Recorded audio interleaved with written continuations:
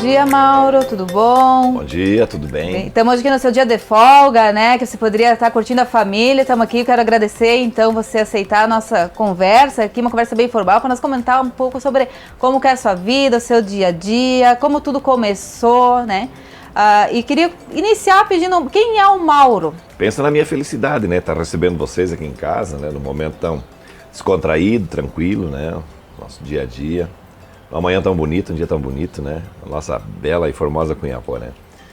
É uma alegria sempre recebê-los aqui em casa, uma alegria receber todo mundo na casa da gente, né? E algo que mais satisfaz a pessoa é você estar próximo dos familiares, dos amigos, né? As pessoas que gostam de você e que você gosta delas, né? Eu fico muito feliz em recebê-los aqui no nosso cantinho. Na verdade, o nosso dia a dia é assim mesmo, né? Nessa simplicidade, no nosso jeito, né? Assim eu construí toda a minha trajetória política, nessa simplicidade, nesse jeito modesto de ver as coisas, de entender a necessidade das pessoas e, acima de tudo, em me colocar no lugar de cada um, das pessoas que procuram a gente, né, para fazer algum encaminhamento, para contar um pouco da sua vida, da sua história, relatar as necessidades, né? Então é se colocando no lugar dessas pessoas que você consegue entender realmente o que eles sentem naquele momento e o que realmente a gente pode fazer para construir algo de melhor para eles, né? Então a minha caminhada política tem sido assim, desse jeito, sabe? Sabendo entender, interpretar e, acima de tudo, entender o que realmente acontece lá dentro da casa dessa pessoa, né? Porque às vezes você, imaginando o dia a dia, a formosura, a maquiagem, o momento, né, da pessoa, você interpreta o ser humano de uma forma, mas realmente o que acontece na vida e no dia a dia é só sentando, conversando, dialogando, né, para a gente entender. Então isso tem me dado muita segurança na condução do meu trabalho, né? Tanto é que o meu lema de trabalho é justamente trabalho e presença, né?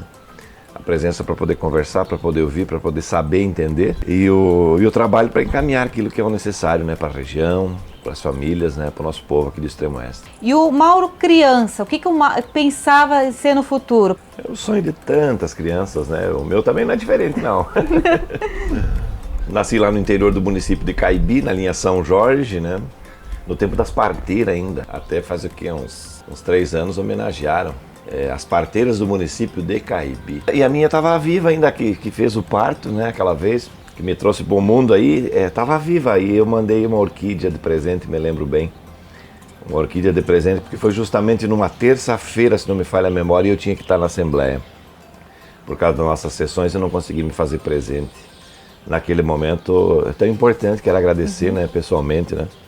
A pessoa em vida, né? Porque o agradecimento tu faz de pessoa em vida. Então, eu nasci lá no interior do município de Caibi, na linha São Jorge.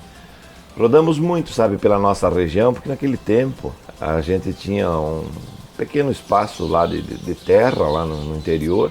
Por incrível que pareça, a minha mãe que cuidava da lavoura.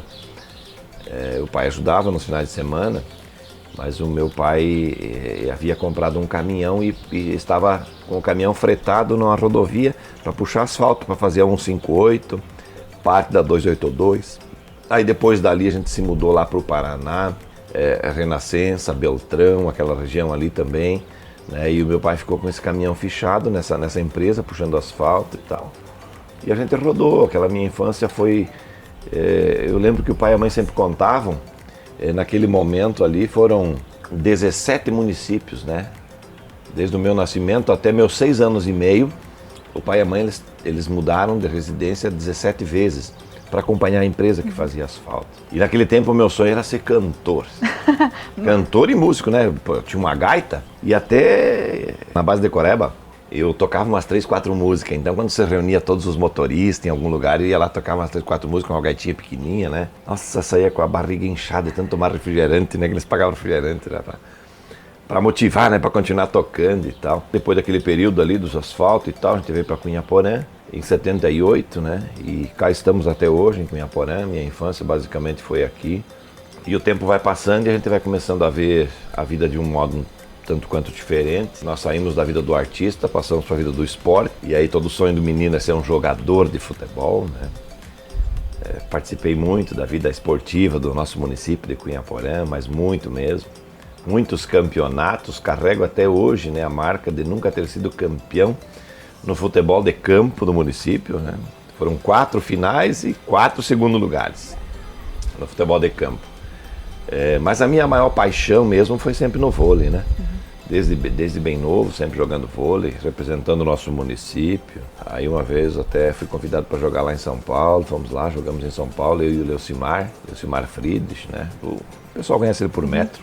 Jogamos lá um campeonato em São Paulo e aí chegou um momento que a gente teve que começar a definir alguma coisa para a vida, né? Ou tu vai para o esporte ou tu segue uma profissão que consiga te dar uma certa garantia de trabalho futuro, porque o esporte ele é algo que você consegue viver nele desde que o teu condicionamento físico te permita. E aí comecei a botar na balança e tal, e a paixão era o voleibol, gostava muito. Jogamos 5 estaduais, né, com um time da casa, Cunhaporã, né, meus queridos amigos aqui, que ao longo dessa história a gente sempre colocava como uma grande meta o preparo de representar bem nosso município. Tanto é que a dificuldade de um atleta amador é um negócio impressionante, né, porque pra gente treinar aqui, a gente ia treinar às 5 e pouco da manhã para 7 horas da manhã e trabalhar. Esse é o dia a dia nosso, era assim, né? E a gente conseguia fazer uma equipe boa, uma equipe competitiva. E me corrija, mas na época também era sempre um trabalho voluntário, né? Era um atleta voluntário, né? Nunca recebemos nada pelo esporte, né? O esporte a gente fazia pelo coração, pela gratidão, pela alegria, né? O amor à camisa. Amor à camisa, né? De botar a camisa do município. Jogos abertos era a glória nossa, né? Nós fomos para 5 competições de jogos estaduais, Jogos Abertos de Santa Catarina. Às vezes a gente trazia uns colegas, né, de fora para jogar conosco, para dar uma fortalecida na equipe. Mas a base sempre foi aqui de Cunhaporã, né? O nosso pessoal de Cunhaporã tinha uma tradição muito forte, não só o masculino, o feminino também. O vôlei feminino de Cunhaporã fez história também, né? Nós aqui, saudades, Guaraciaba, né? Nós tínhamos assim time, né? Times bons, aí depois Maravilha começou a se destacar muito, né, com um trabalho muito forte feito lá pelo Edinar, né, no feminino, um trabalho maravilhoso também, mas a região nossa sempre foi uma região assim muito voltada para o esporte, e Cunhaporã não era diferente, né, nós tínhamos o futsal, né, o futebol de campo, mas o vôlei é que trazia sempre as grandes marcas para o nosso município. E como eu estava dizendo, eu tive que um momento dessa vida definir o que eu queria para o meu futuro, né, aí acabei fazendo direito. Naquele período que eu estava jogando ali, que nós jogamos lá em São Paulo, eu passei no vestibular. Tinha passado em Blumenau no vestibular e depois, na outra metade do ano, fiz vestibular em Chapecó, porque Blumenau era muito caro, não tinha dinheiro para me manter lá. Aí, como a Fundeste, era Fundeste aquele tempo lá, aí depois passou para Uno Chapecó, daí Unoesc. Trocou o nome 3 vezes naquele período ali. Eu ofereci um bolsa de estudo, né? Aí comecei a fazer as contas. Olha, se eu conseguir uma bolsa de estudo, eu consigo fazer a faculdade. Então vou fazer aqui em Chapecó, porque daí a gente consegue ficar mais perto aqui do pai e da mãe. E aí me facilita um pouco e diminui um pouco as despesas. Quem sabe eu consigo concluir o curso. E aí acabei migrando então para a profissão que é advogado, né? Me formei em Direito. E aí, como disse, né? A vida vai passando e os sonhos também vão aparecendo outros sonhos, outros objetivos para a vida. E aí o meu sonho era ser juiz de Direito, né? Me formei, fiz a escola da magistratura, fui a Florianópolis em 1997, cursar a escola da magistratura, tempo que a escola funcionava no próprio Tribunal de Justiça, né? Os desembargadores, nossos professores, aprendi muito naquele ano lá. E para minha infelicidade, ou felicidade, não sei como é que eu consigo caracterizar, hoje eu digo felicidade por estar vivendo um momento tão ímpar e tão importante na minha vida. Não sei como eu seria como juiz, mas para minha infelicidade eu não consegui fazer concurso de juiz porque eu nunca me inscrevi para fazer um concurso de juiz. No ano seguinte da minha escola da magistratura, eu fui para a campanha política aqui na região e, para minha surpresa, em 99, as pesquisas no município de Cunhaporã começavam a indicar a possibilidade de ser candidato a prefeito. E até aí você então ainda não tinha sido nada vereador? Não.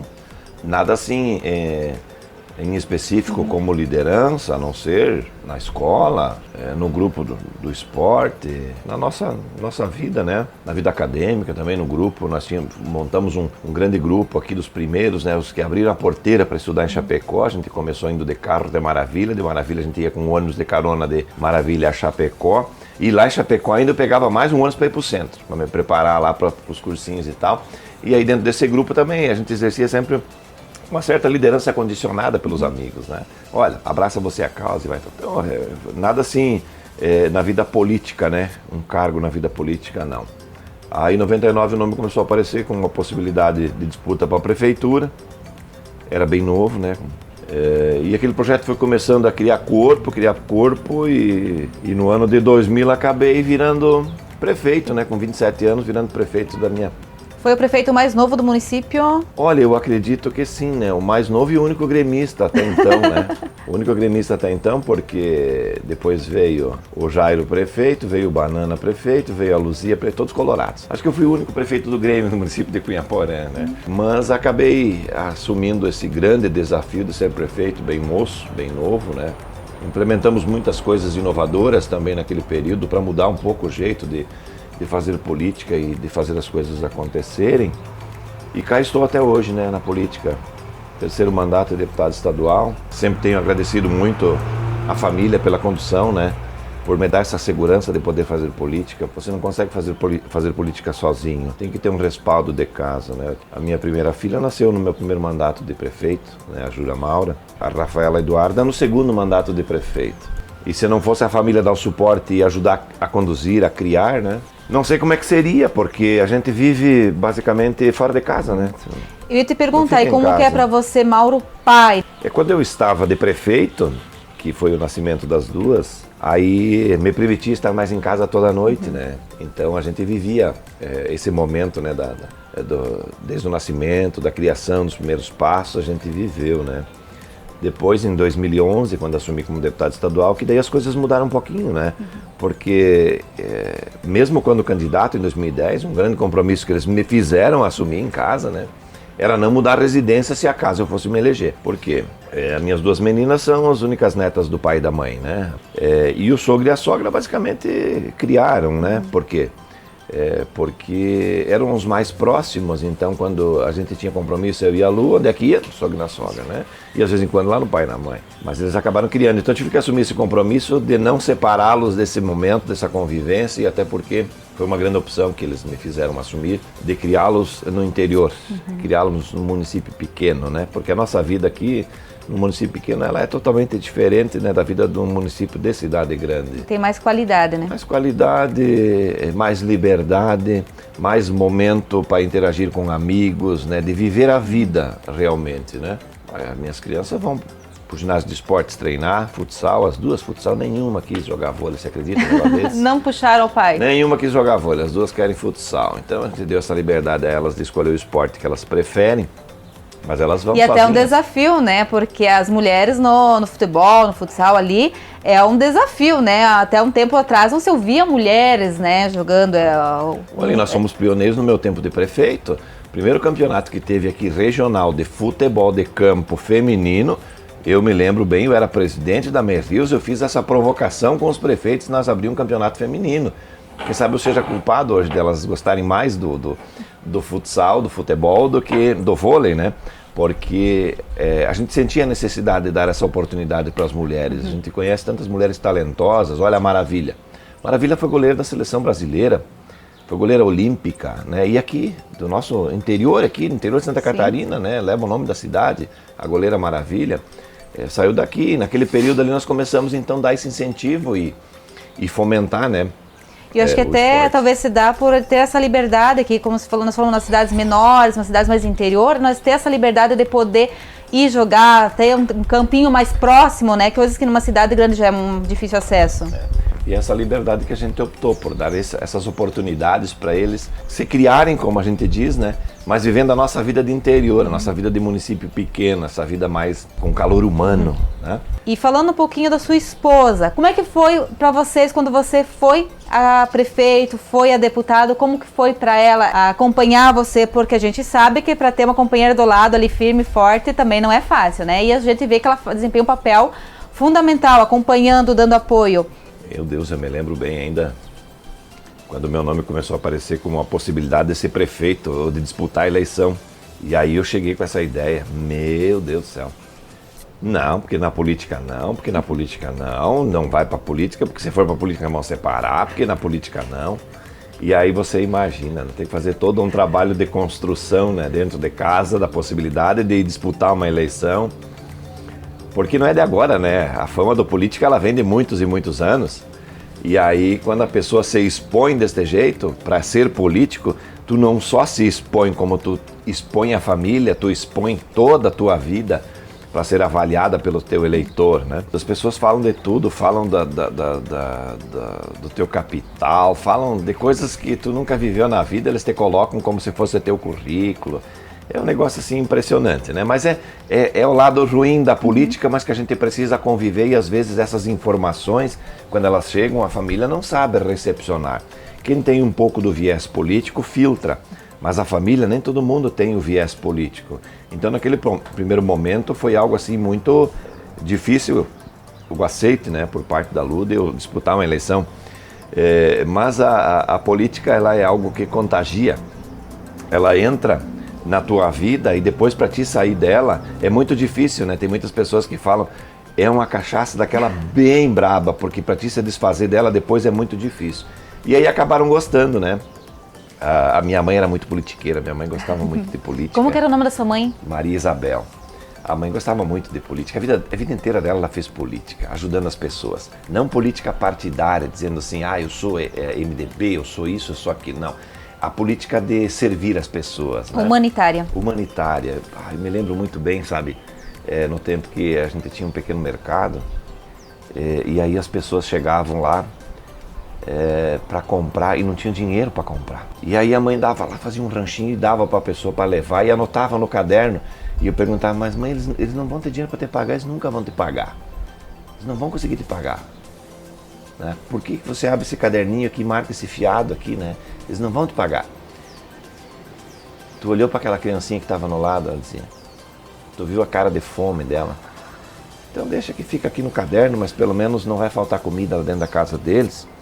E assim, quando a mãe morreu, a gente encontrou lá dentro de casa, escondido, né, nos baús da mãe, muitos cadernos de contas, sabe, que ela nunca recebeu, mas ajudando as pessoas, né. Então a mãe, ela tinha esse lado político, né, o pai também não tão expressivo quanto a mãe, mas também sempre gostou. E o meu sogro, então, sempre politiqueiro, né, dentro da barbearia, desde os 12 anos, sempre fazendo política, e aquela política, ele era PDS. O meu sogro não era MDB. Na minha primeira eleição foi a primeira vez que ele fez 15 lá na urna. Ele era contrário. Mas, como eu estava dizendo, sempre tinha o gosto da política.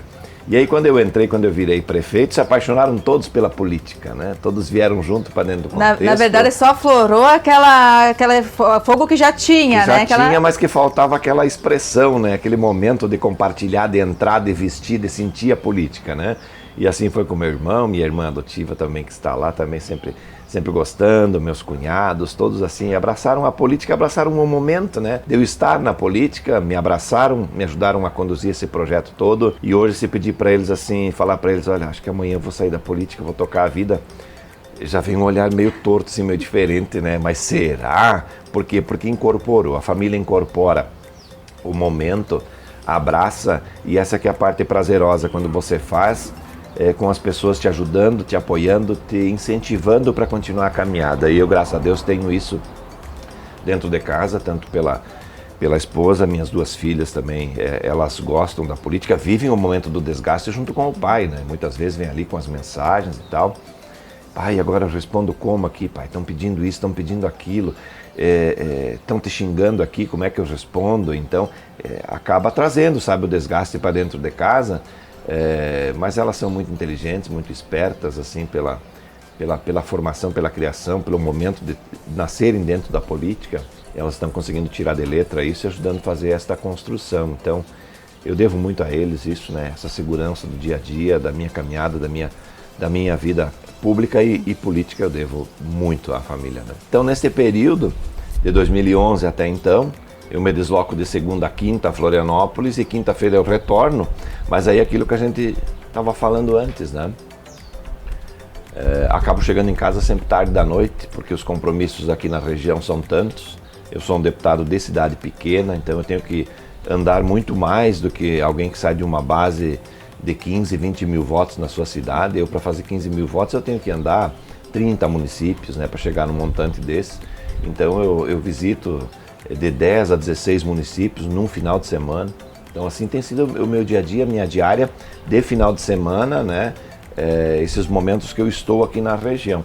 Então a criação das duas eu devo, né, à minha esposa, né, que tem conduzido isso com muita dedicação, tem sido pai e mãe, né, muitas vezes para fazer a parte da minha ausência justificada em virtude do trabalho, né, e devo isso também aos avós, né, aos avós das duas que ajudaram muito na criação das duas e na formação. E esse é um lado que ninguém observa, né? As pessoas só observam do político o lado mídia, né? Aquilo que a grande mídia mostra, que todo mundo é corrupto, todo mundo é sem vergonha, todo mundo é ladrão. Mas eles não mostram o lado do trabalho, da dedicação, né? Eles não mostram aquele dia a dia lá da Assembleia Legislativa, que a gente chega cedo de manhã e sai de noite, que às vezes nem vê o sol durante o dia, porque você fica lá enfurnado. Mas é o nosso ofício, é o nosso dia a dia. Mas ninguém mostra isso para fora, sabe? Ninguém mostra. As pessoas preferem sempre mostrar o lado ruim das coisas que denigrem a imagem do político, que denigrem a imagem da nação. Mas dentro desta seara, tanto Brasília quanto Santa Catarina, quanto os nossos municípios, nós temos dentro da política muitas pessoas do bem, pessoas que trabalham, pessoas que se entregam, que dão resultado. E essa tem sido a minha pauta de trabalho, é dar resultado, né? Conversar com as pessoas, estar presente na vida do nosso estado de Santa Catarina. Agradeço a Deus pelo reconhecimento, né, de estar agora como terceiro mandato já de deputado estadual, e a gente percebe que no nosso dia a dia há um reconhecimento do nosso eleitor, mas a imagem que vendem lá fora da gente é uma imagem muito negativa. Então, além de você trabalhar o seu dia a dia, tu ainda tem que trabalhar para desconstruir essa imagem negativa que vendem, colocando todos os políticos na mesma vala, e isso é muito, muito ruim, porque exigem demais, né, da justificativa, que seria algo desnecessário se não fosse tão presente esta opinião de denigrir a imagem, colocando todos na mesma vala. Mauro, mas nesse percurso aí você também teve algumas percas, né? Você perdeu o seu irmão muito jovem. Como que foi para você receber essa notícia? É um negócio que a gente não consegue expressar, sabe, em palavras, né? Não ter alguém que você ama, que você viveu por muitos anos, ter essa pessoa ausente do teu dia a dia, da tua vida, né? O dia que eu fui chamado para retornar para Cunhaporã, porque eu estava em Florianópolis fazendo a escola da magistratura, foi justamente no dia da minha formatura da escola da magistratura, dia 12 de dezembro. O acidente foi no dia 8, naquele feriado, né? Sofreu um acidente, aí ele foi para o Hospital Regional de Chapecó, mas por incrível que pareça ele estava bem, sabe? Estava bem lá no hospital, estava conversando, mas a lesão dele, como era uma lesão de tronco, os médicos estavam alertando que ela poderia dar consequência a 24, 72 horas daquele prazo, né? E no dia da minha formatura, eles me ligaram de manhã bem cedo, eram umas 5 horas, né? A mãe ligou, ela vem pra cá porque teu irmão entrou em coma. E aí eu me larguei de Florianópolis pra cá no dia da minha formatura, nem participei da minha formatura da escola da magistratura. Aí cheguei aqui, mas a gente chega sempre na esperança, sabe, da melhora, né? Que a pessoa vai voltar para casa, que vai voltar a sorrir, vai voltar a conversar.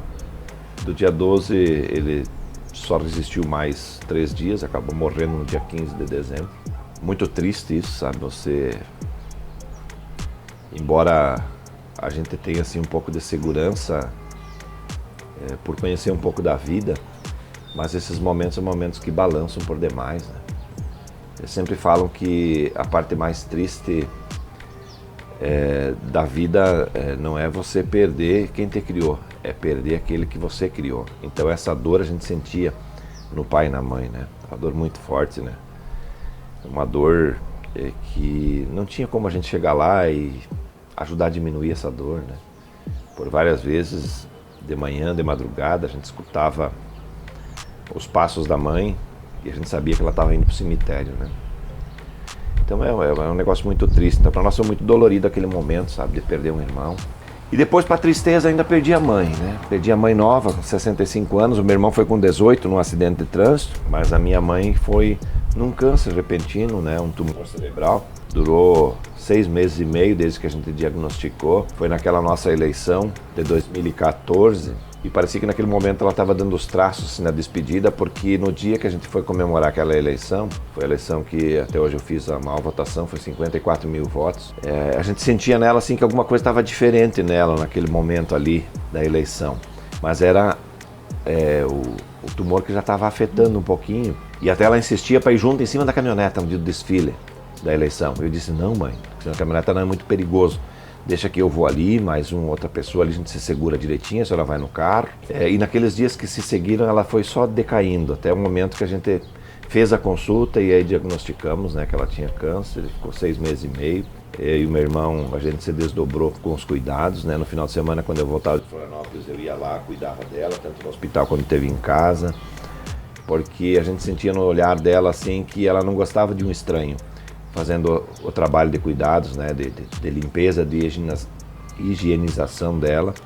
Ela se sentia mais segura quando eu estava ou quando meu irmão estava, então a gente procurava sempre nós dois, né. Aí até o momento que conseguimos contratar uma pessoa maravilhosa lá de Maravilha, uma senhora que nos ajudou bastante, que ajudava e ela se sentia à vontade, dava para sentir no olhar, porque ela não falava mais, não se movimentava, não fazia mais nada, basicamente estava vegetando em cima de uma maca, né, por 6 meses e meio. Então aquilo ali foi algo assim que foi muito dolorido para nós, família, sabe? Perder o irmão, depois perder a mãe, né? Com toda uma vida pela frente, os dois. Não poderia conviver tanto, né? Viver tanto. Mas assim foi a vontade do nosso Criador.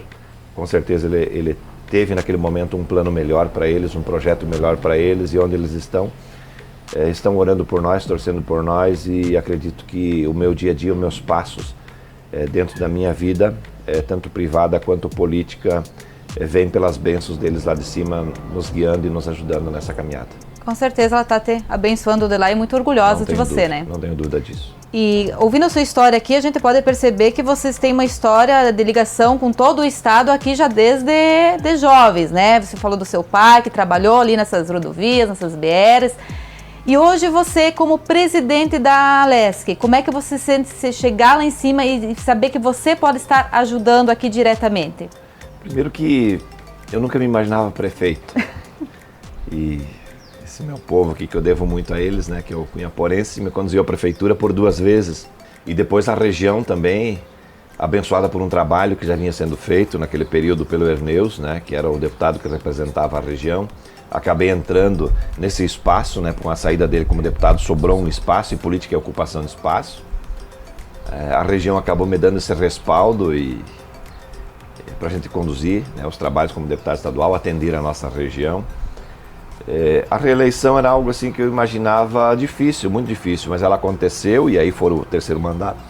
E me preparei ao longo desse período, eu tinha assim uma vontade, eu quero ser presidente da Assembleia. Um desafio. Eu tive alguns convites por parte do governo, mas a vida política é essa condução, né? Mas vou te fazer um grande desafio, né? Hoje estamos aqui, na minha casa, do meu jeito, da forma que eu mais gosto de ser, mas para saber um pouquinho da vida de presidente da Assembleia, eu convido vocês para ir para lá para a Assembleia, para acompanhar o nosso dia a dia, para entender um pouquinho o que é aquele parlamento. Fechou então, combinado. Estaremos lá. Adivinha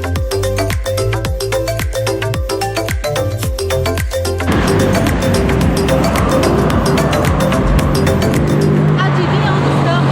É isso aí, galera. Estamos aqui em Florianópolis. O presidente da Alesc, Mauro de Nadal, nos fez um desafio para passarmos um dia lá e conhecermos como que é o dia a dia deles. E nós aceitamos. Então amanhã o nosso encontro marcado é com vocês lá na Alesc.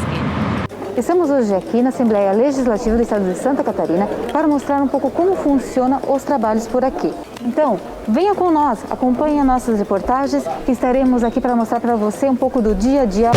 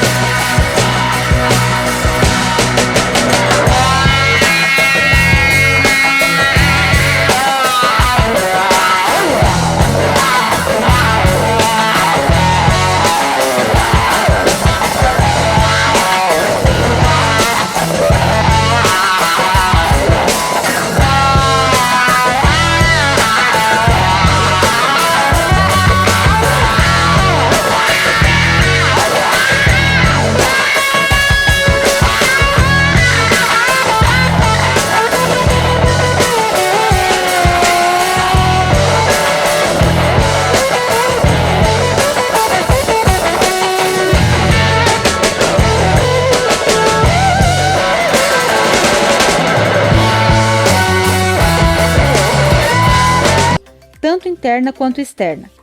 Para atender a imprensa externa e tratar de assuntos institucionais, o trabalho é realizado pela equipe da sala de imprensa. Já para a cobertura dos trabalhos dos deputados, no Legislativo ou em eventos externos, a Alesc conta com uma equipe de profissionais de jornalismo e afins. Essa cobertura conta com a TVAL, Rádio Alesc, Agência Alesc, Fotonotícia e as redes sociais.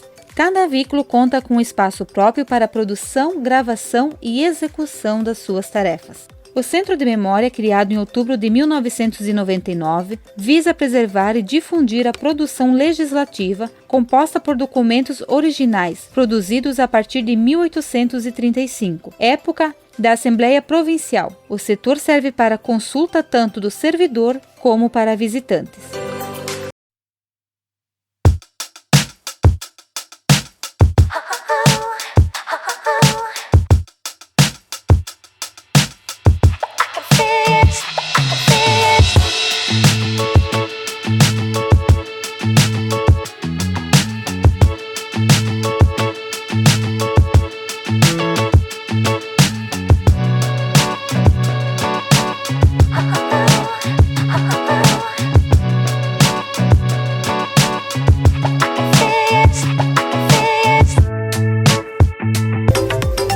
Então, Mauro, como você fez um desafio para nós vir para cá, ver um pouco como que é a vida política aqui, né? Estamos hoje aqui na Alesc, né? E você tem então um pouquinho para contar para nós como é que foi desses dias, temos novidades também para o pessoal do Oeste aí? Olha, primeiro agradecer vocês, né, por aceitarem o desafio de estarem aqui no Parlamento Catarinense, na Casa dos Catarinenses, né? Para entender um pouquinho o que é o nosso dia a dia parlamentar, não somente o meu, mas dos mais 39 colegas, né, deputados e deputadas, que aqui estão, né, lutando pelos catarinenses, pelo nosso estado. O dia já iniciou nesse pique, né? 7 horas da manhã já recebi um jornalista lá no hotel onde eu moro, né? E na sequência, deslocamento para cá, aqui quando a gente chega, já são várias pessoas que a gente já vem conversando e tratando assuntos do dia a dia, do trabalho. Já encontramos deputados no corredor ali, já também cada um se deslocando ao seu gabinete. E a agenda de gabinete presidencial, ela já inicia nesse momento, né? Na sequência, nós já vamos ter aí assinatura de um termo de cooperação técnica com a Defensoria Pública de Santa Catarina, que é um projeto nosso também de trazer os defensores para dentro do parlamento para ajudar os deputados nos encaminhamentos fora do ato político propriamente dito. Teremos também logo pela manhã a inauguração da Sala dos Prefeitos, que também é um projeto que nós iniciamos em parceria com a FECAM. E aí a sequência das audiências vão indo. Ao meio-dia nós temos a reunião da bancada do MDB, onde se concentram os 10 deputados que o partido tem, na sala ao lado, aqui aos fundos, né? Acontece já a reunião com o almoço, ao meio-dia, para deliberar não só assuntos do partido, mas também deliberarmos sobre a discussão de matérias que serão pautadas para a votação em plenário, né? E aí pela parte da tarde, hoje, o nosso primeiro vice-presidente nos ajuda bastante, faz a abertura da sessão, faz os primeiros encaminhamentos da sessão. Eu procuro estar lá mais na ordem do dia, então eu consigo fazer ainda a agenda de gabinete da presidência no início da tarde, né? Ou seja, até às 15h30, por aí, eu consigo ainda fazer as agendas aqui da presidência. E assim vai, compromissos tarde, depois do expediente da casa, nós vamos para os seus compromissos ainda à noite, compromisso de trabalho da presidência, compromissos às vezes com órgãos do governo, secretários, entidades, né? E assim é o nosso dia a dia aqui no Parlamento Catarinense. Que legal. E uma coisa que a gente pôde observar, que nós tivemos um passeio, digamos assim, pela Alesc, né? Muito bem assessorados, inclusive, o pessoal nos acompanhou, sempre todos muito simpáticos, os funcionários da casa, né? E vocês são bem assessorados por vários funcionários de várias áreas aqui também, né? Então, além de vocês deputados, vocês têm uma ampla quantidade de pessoas que auxiliam vocês, né? E o que você tem a dizer desse pessoal que trabalha com vocês, essa assistência técnica de vocês? Olha, eles têm que se acostumar no ritmo do deputado, né? Então, cada deputado tem um sistema de trabalho. E o nosso caso em específico, nós temos o gabinete de apoio, que é o gabinete do deputado Mauro de Nadal, onde eu vou voltar a partir de 1º de fevereiro do ano que vem, né? Que é um gabinete que cuida mais da parte de encaminhamentos do deputado Mauro de Nadal. E aí tem as atividades da presidência. Então são duas equipes. A equipe do gabinete continua aquele ritmo como eram acostumados no meu tempo, embora sem a minha presença tão permanente lá, porque eu estou mais aqui na presidência, né? Eu acabo passando por lá uma ou duas vezes por semana. E aí depois nós temos toda a equipe da presidência, que daí já é mais um grupo novo, e aí é composto por pessoas de várias regiões do estado de Santa Catarina, mas a grande maioria, no meu caso, são pessoas do nosso extremo oeste do estado de Santa Catarina, pela identidade de trabalho, né, e pelo histórico político que a gente tem de representatividade. Então são todas pessoas assim que se doam, né, se dedicam para a atividade, porque nós não temos horário para trabalhar, como vocês viram, o nosso horário aqui começa cedo de manhã e vai até tarde da noite, então todos eles sempre estão nos acompanhando, sempre com muita presteza, com muita dedicação, e é isso que faz a diferença da questão presidência, condução das atividades da presidência. Mas paralelo também a esses dois, nós temos toda a estrutura da casa, né? E aí ela é composta por funcionários de carreira, por comissionados e também por terceirizados, né? Que nos ajudam no dia a dia e na missão aí de fazer com que o parlamento consiga dar condições para todos os deputados trabalharem e fazer uma comunicação muito humanizada com a sociedade de Santa Catarina, porque a sociedade entenda o que realmente é a atividade do parlamentar e o que é que cada deputado está fazendo em defesa do cidadão de Santa Catarina, do nosso estado, mas acima de tudo o compromisso que ele tem com a sua região, a qual ele representa aqui na Assembleia. Então toda esta equipe, né, essa equipe procura dar esse suporte para que esse trabalho aconteça da melhor forma possível, né? E claro, além disso, nós temos as assessorias técnicas, que são as voltadas para o dia a dia nosso parlamentar, que é a análise dos projetos, né, que estão tramitando na casa, com pareceres, né, com encaminhamentos, tem as relações com os poderes, que também esses órgãos nos ajudam, procuradoria, assessoria legislativa, temos toda a equipe que cuida do cerimonial, quando tem algum evento solene aqui na casa, também com a presença de alguma autoridade, quer seja do estado, ou fora do país. Então é um poder, e esse poder tem que ter essas estruturas para conseguir fazer com que a gente dê conta de toda a demanda e de todo o trabalho e mostre, né, ao nosso país a força do estado de Santa Catarina, do nosso catarinense. E assim, cada presidente traz uma característica no seu mandato. Qual a principal característica no seu mandato aqui que você acha que você mudou, que você melhorou aqui dentro da Casa Legislativa? Olha, nós estamos aqui num grande passo de transformar toda a Casa Legislativa digital.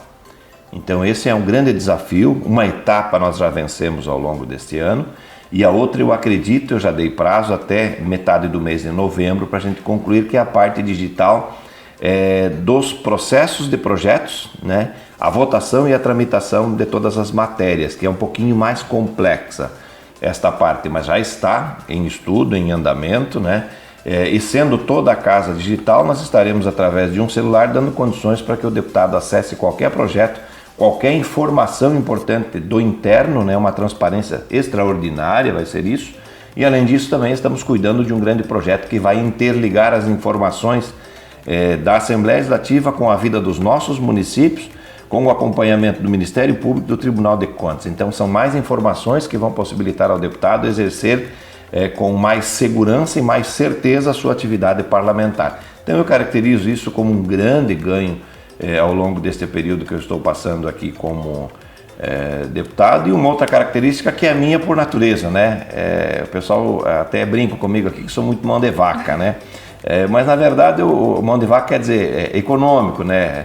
É o nosso jeito, né? Fazer gestão, gerar respostas positivas para a sociedade com o menor custo possível. Então isso a gente vem fazendo ao longo de todo este período também. Que legal. E então agora, Mauro de Nadal como presidente da Alesc, qual que é a mensagem que você deixaria para o pessoal de Santa Catarina em geral que acompanha você? Olha, a mensagem de muita dedicação, né, por parte de todos os deputados, né? O parlamentar hoje ainda vive aquela má imagem que foi construída de Brasília para o interior, né?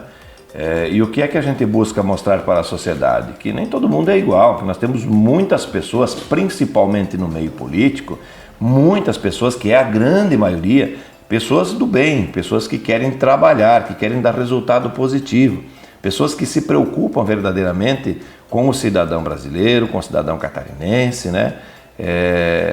Das mais variadas áreas aqui do nosso estado, esse comprometimento, né, dessas pessoas do bem. Então é isso que a gente transmite à sociedade, porque a sociedade veja de forma diferente o momento que vive a política hoje, e hoje a gente percebe que há um comprometimento muito grande, falo aqui do Parlamento Catarinense, dos deputados e deputadas para com o Estado e para com o catarinense. Então este é o jeito que a gente procura transmitir agora, e a mensagem de que existem muitos, a grande maioria, políticos bons. Muito obrigada, então, deputado Mauro de Nadal. Estamos juntos, um abraço a todos.